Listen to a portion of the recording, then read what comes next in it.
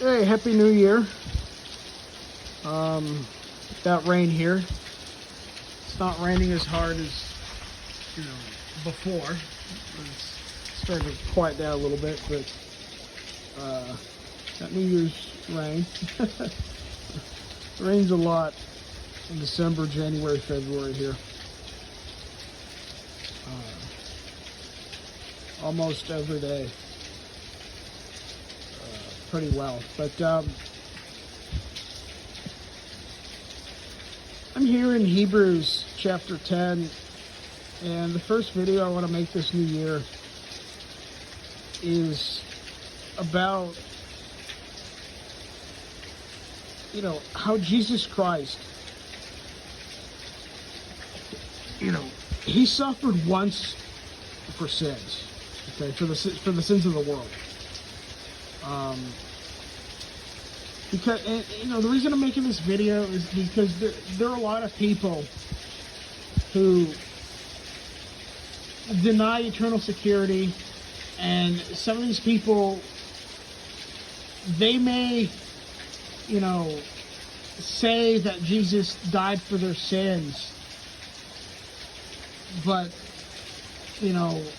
they basically believe that it was only for the sins up until the point of when they heard about Christ, and that's just simply wrong. All the sins you commit after you've heard about Jesus Christ, Jesus died for those sins as well. And there's many reasons of why, when a believer trusts Jesus Christ, of why it's once saved, always saved, why the believer is eternally secure. And one of the reasons, and the main reason I'm talking about in this particular video, is the fact that he died once for sins, and that he was once sacrificed for sins forever. And in Hebrews chapter 10, I have some things highlighted here. In verse 10, talks about how we were sanctified through the offering of the body of Jesus Christ once and for all. Down in verse 12, talks about how Jesus Christ was once sacrificed for sins forever. Verse 14, it reiterates that it's, for by one offering he hath perfected forever them that are sanctified.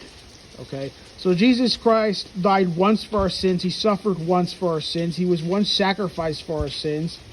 It was the ultimate one and done. For by one offering he hath perfected for them forever them that are sanctified. Okay? And so, a lot of people choose to ignore all of this. And they take a verse out of context in the same chapter, ironically, and they say, see, if you willingly sin, after you receive the knowledge of the truth, there remaineth no more sacrifice for sins. And they basically try to teach that, you can lose your salvation. But, they take this verse completely out of context here in verse 26, totally ignoring not just the rest of the chapter, but the entire book of Hebrews, because the book of Hebrews proves very well eternal security of the believer. But look, this where it talks about that there remaineth no more sacrifice for sins. What that passage is talking about in context is that, if you hear the gospel and you reject the gospel, you reject Jesus Christ, okay?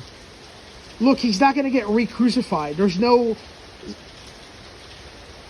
sacrifice for sins if you reject Jesus Christ. Okay? Because, for example, it's not possible for the blood of bulls and goats that they should take away sins, right? Talks about that also in Hebrews chapter 10. It wasn't by the blood of, neither by the blood of goats and calves, right, were we saved. But how were we saved? By his own blood, the blood of Christ, right? By his own blood, he entered in once into the holy place, having obtained eternal redemption for us. That is once saved, always saved. Okay, and